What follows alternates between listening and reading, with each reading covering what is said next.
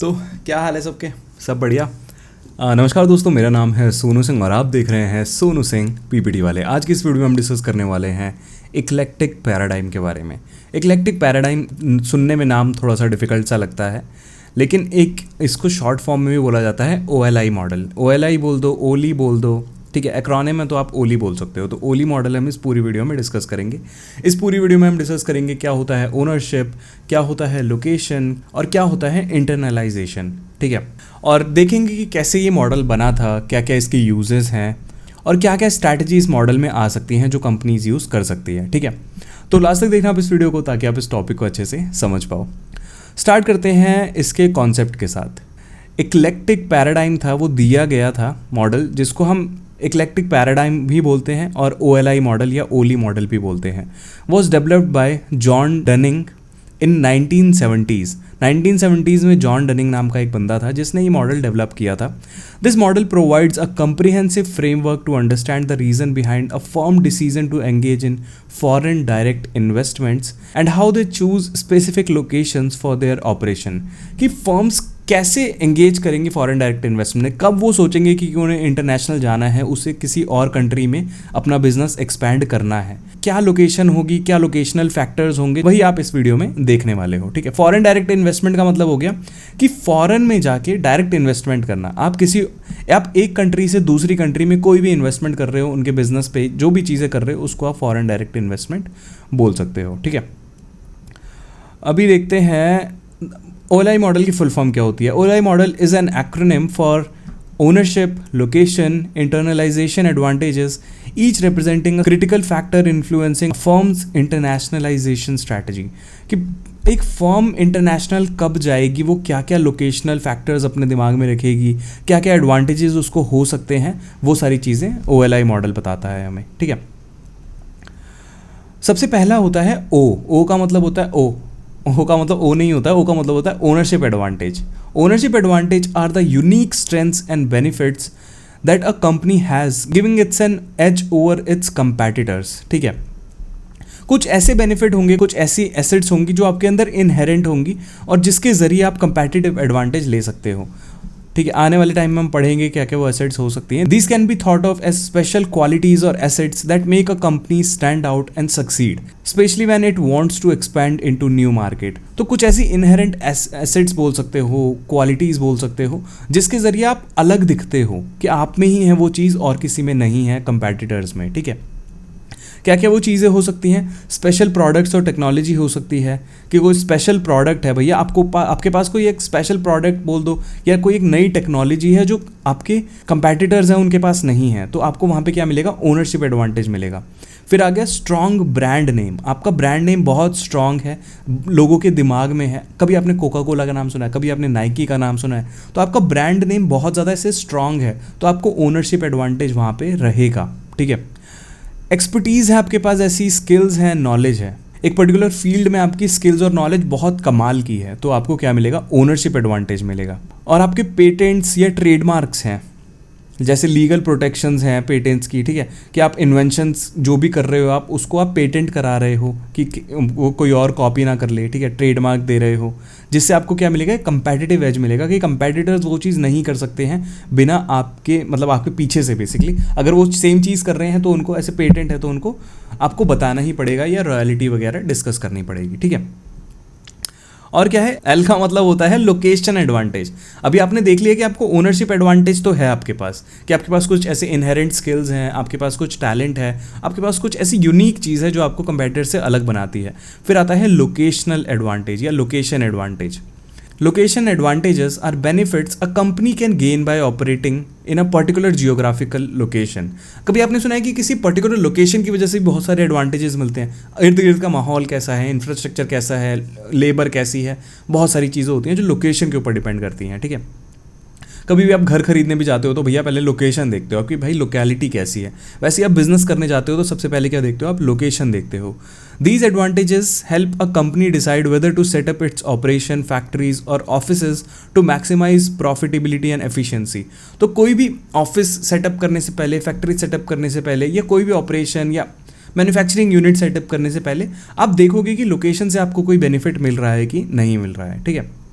इसमें आ सकते हैं भैया आपके नेचुरल रिसोर्सेज जैसे कि ऑयल, मिनरल, फर्टाइल लैंड, जो भी एक कंपनी को बेनिफिट दे सकती है लोकेशन के हिसाब से, ठीक है। लेबर कॉस्ट भी हो सकती है कि आसपास आपका लेबर रेट कैसा चल रहा है, वो लोकेशन के हिसाब से डिफर कर सकता है, ठीक है। तो आप जहाँ पे आपको सस्ती लेबर मिलेगी आप वहाँ पे ज़्यादा फोकस करने की कोशिश करोगे। लार्ज मार्केट साइज, अब आप ऐसी लोकेशन देखोगे क्योंकि भैया आपको बिजनेस करना है जहाँ पे आपको कस्टमर बेस ज़्यादा मिले, जहाँ पे आपको मार्केट बहुत अच्छा मिले, लार्ज मार्केट मिले, बहुत सारे बायर्स मिले, आप वहाँ पे जाना पसंद करोगे, ठीक है। फिर आप इंफ्रास्ट्रक्चर देखोगे कि आपकी कनेक्टिविटी कैसी है, रोड कैसी है, ट्रांसपोर्टेशन कैसी है, ठीक है। ज़्यादा ऐसे दूर रख लोगे या मतलब एरी गैरी जगह रख लोगे तो आपका ट्रांसपोर्टेशन इफेक्ट हो सकता है, जिसकी वजह से आपकी कनेक्टिविटी, भाई बिजनेस कर रहे हो तो अकेले बैठ के थोड़ा ना कर लोगे आप बिजनेस, आपको बहुत सारे लोगों के साथ कनेक्ट करना पड़ेगा, आपकी सप्लाई चेन कैसे चलेगी, तो इंफ्रास्ट्रक्चर वहाँ पे बहुत ज़रूरी होता है।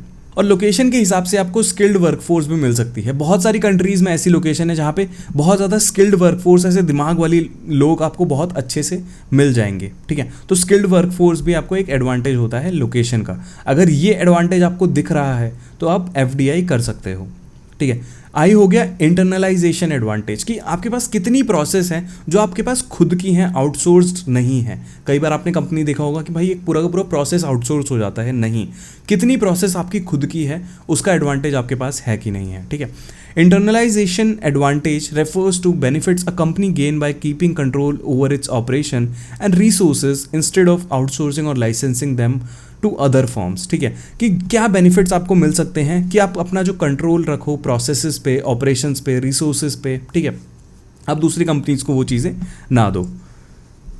इसमें क्या क्या हो सकता है, इंटेलेक्चुअल प्रॉपर्टी हो सकती है आपकी, कि आपकी इंटेलेक्चुअल प्रॉपर्टी सेव रहेगी। मतलब आप अगर दूसरी कंपनी को जो भी प्रोसेस दे देते हो तो उनको आपके बारे में पता चल जाएगा और आपकी इंटेलेक्चुअल प्रॉपर्टी थेफ्ट होने के चांसेस होते हैं, स्टील होने के चांसेस रहते हैं, ठीक है।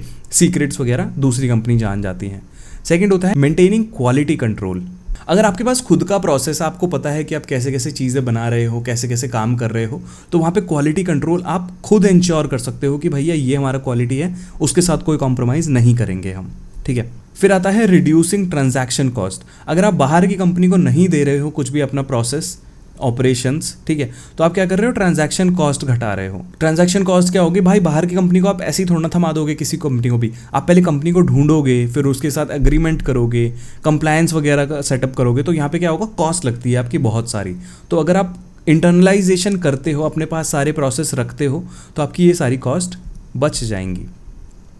फिर आता है अडेप्टिंग टू मार्केट चेंजेस। अब अगर मार्केट में कुछ कल को चेंज होता है तो instead of going to that other firm जिसको आपने सब कुछ दिया है और उसको बताओ बिठा के कि भैया ये सारी चेंजेस हुए हैं, इसके हिसाब से आपको चेंज करना है, अगर आपके पास खुद का प्रोसेस है तो आप खुद ही चेंज कर सकते हो बहुत ईजीली और फास्ट भी कर सकते हो। कुछ भी मार्केट में चेंज हो रहा है तो आप अपने प्रोसेस में उस हिसाब से या ट्रेंड वगैरह के हिसाब से आप चेंजेस कर सकते हो। अभी हम देख लेते हैं OLI मॉडल बना कैसे, मतलब कैसे आप इसको एग्जाम में लिख सकते हो ताकि आपको मस्त मार्क्स मिल जाए एकदम। सबसे पहला आता है ओनरशिप, ठीक है। OLI है तो ओनरशिप, लोकेशन और इंटरनलाइजेशन होगा, ठीक है। ओनरशिप में सबसे पहला आप क्वेश्चन पूछोगे कि कंपनी के पास ओनरशिप एडवांटेज है कि नहीं है। दो आंसर्स हो सकते हैं, या तो है या तो नहीं है। अगर नहीं है ओनरशिप एडवांटेज, उसके पास कोई ऐसी टेक्नोलॉजी नहीं है, ऐसी यूनिकनेस नहीं है, तो भैया आप डोमेस्टिक ही रहो, आप मत जाओ इंटरनेशनल, ठीक है। तो यही एडवाइजेबल होता है, यही एक स्ट्रैटेजी होती है कि आप डोमेस्टिक रहो अगर नहीं है तो। अगर है तो फिर आप लोकेशन की तरफ बढ़ सकते हो, ठीक है। जैसे कि ओनरशिप का मतलब क्या हो गया, जो हमने पीछे पढ़ा था अभी, कंपैटिटिव एडवांटेज हो गया, आपका टेक्नोलॉजी, ब्रांड, एक्सपर्टीज, ये सारी चीज़ें हो गई, ठीक है। तो उसके बाद अगर आपके पास ओनरशिप है तो आप नेक्स्ट डिसीजन पे बढ़ सकते हो। डिसीजन पॉइंट बोल लो या स्ट्रैटेजी बोल लो, जो कि है लोकेशन। लोकेशन में भी दो चीज़ें हो सकती हैं। लोकेशन में सबसे पहले आप पूछोगे अपने आप से कि हमारे पास लोकेशन एडवांटेज है कि नहीं है, अगर है तो क्या और नहीं है तो क्या। अगर आपके पास लोकेशन एडवांटेज नहीं है तो आप मत जाओ किसी और कंट्री में, मतलब किसी और कंट्री में अपना सेटअप मत करो। अगर आप इंडिया में बेस्ड हो तो आप मत जाओ किसी और कंट्री में, इंडिया में ही प्रोडक्शन करो और फिर किसी और कंट्री में आप एक्सपोर्ट कर सकते हो, अपनी यूनिट मत लगाओ वहाँ पे जाके, ठीक है। तो अगर नहीं है तो तब का है ये। अगर आपके पास लोकेशन एडवांटेज है तो आप आगे बढ़ सकते हो। लोकेशन एडवांटेज हो गया जैसे कि अगर आप किसी और लोकेशन पे जाके अपना ऑपरेशन करना चाहते हो, अपना बिजनेस करना चाहते हो, तो आपको वहाँ पे क्या कॉस्ट बेनिफिट मिल रहा है, आपको वहाँ की मार्केट पोटेंशियल कैसी है, कस्टमर बेस कैसा है, वो सारा आप क्या देखोगे, लोकेशन एडवांटेज में देखोगे, ठीक है। फिर आता है इंटरनलाइजेशन। इंटरनलाइजेशन में पूछोगे भैया इंटरनलाइजेशन है कि नहीं है, अगर है तो क्या और नहीं है तो क्या। अगर नहीं है तो फिर आप लाइसेंसिंग कर सकते हो। कि आपके पास अगर खुद का प्रोसेस नहीं है, आपने बहुत सारे आउटसोर्स कर रखे हैं, तो आप लाइसेंसिंग कर सकते हो कि आप फॉरेन कंट्री में किसी 2-3 कंपनीज को पकड़ लो और उनको बोलो भैया हमारा सामान हम आपको लाइसेंस दे रहे हैं कि आप बेच सकते हो, ठीक है। इंटरनलाइजेशन अगर नहीं करना चाहते हो तो, अगर इंटरनलाइजेशन करना चाहते हो तो आप जा सकते हो फाइनल स्टेप पे सीधा, जो कि है फॉरेन डायरेक्ट इन्वेस्टमेंट, ठीक है। तो एफडीआई के डिसीजन के लिए ये बनाया गया है ये मॉडल, इसको ध्यान से पढ़ना। सबसे पहले है ओनरशिप, लोकेशन, इंटरनलाइजेशन। ओनरशिप में अगर है तभी लोकेशन पे जाओगे, लोकेशन अगर बेनिफिट है आपके पास लोकेशन का तभी आप इंटरनलाइजेशन पे जाओगे, और नहीं है तो आपके नीचे स्ट्रैटेजीज लिखी हुई हैं। ऑलराइट, तो इन्हीं स्ट्रैटेजीज को अगर हम देखें तो इसको हम बोल सकते हैं स्ट्रैटेजीज इन ओली मॉडल या ओएलआई मॉडल, ठीक है। रिमेन डोमेस्टिक, कि अगर आपके पास ओनरशिप एडवांटेज नहीं है तो आप डोमेस्टिक रहना ही पसंद करो, कि आपके पास कुछ यूनिकनेस नहीं है, कुछ अच्छे टेक्नोलॉजी नहीं है, तो आप डोमेस्टिक रह सकते हो। आपके पास कंपेटिटिव एडवांटेज नहीं है बेसिकली कुछ भी।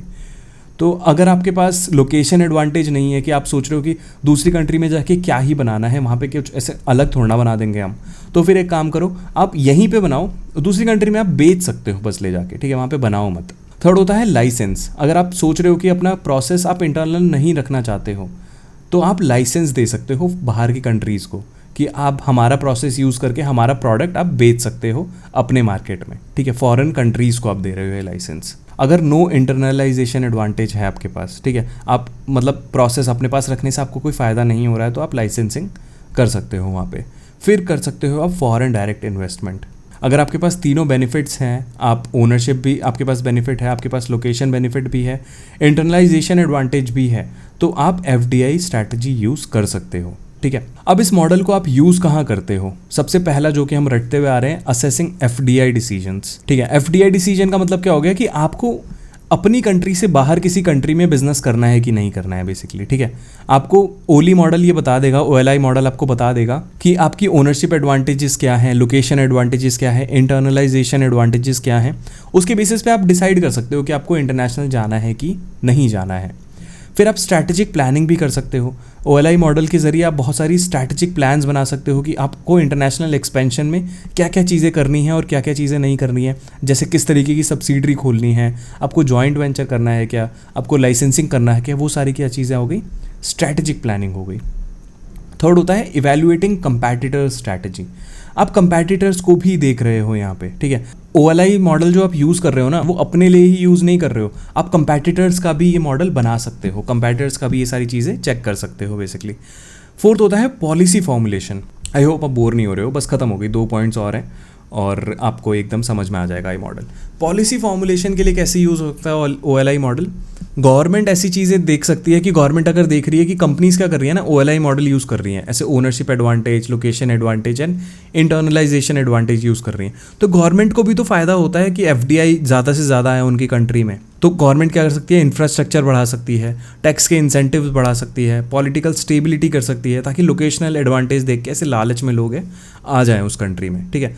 लास्ट होता है इंप्रूविंग कंपैटिटिव एडवांटेज। अब मान लो कि ओएलआई मॉडल किसी कंपनी ने यूज़ किया और उसने ओनरशिप मान लो असेस कर रही है अपनी, वो कि कंपैटिटिव एडवांटेज कितना है उसके पास, तो देख रही है भैया टेक्नोलॉजी में तो हम इतने आगे नहीं हैं, तो वहाँ पे वो अपने आप को असेस भी तो कर रही है। तो अब कंपैटिटिव एडवांटेज बढ़ाने के लिए वो अपनी टेक्नोलॉजी को बहुत ज़्यादा स्ट्रॉन्ग कर सकती है, नए नए इनोवेशन कर सकती है अपनी कंपनी में, जिसके ज़रिए क्या होगा, कंपैटिटिव एडवांटेज इंप्रूव होगा वहाँ पे, ठीक है।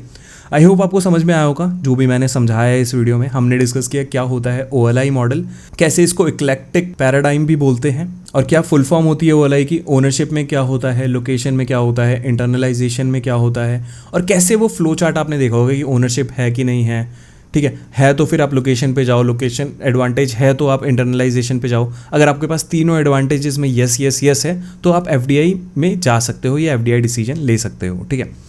तो अगर कोई भी दिक्कत है तो प्लीज़ कमेंट सेक्शन में तो आप लिख ही सकते हो, और लाइक कर देना प्लीज़, वीडियो लाइक हो जानी चाहिए। लाइक कर रहे हो तो प्लीज़ सब्सक्राइब करते हुए जाना, ठीक है। मिलता है आपसे नेक्स्ट वीडियो में, तब तक के लिए goodbye, take care, have a nice day.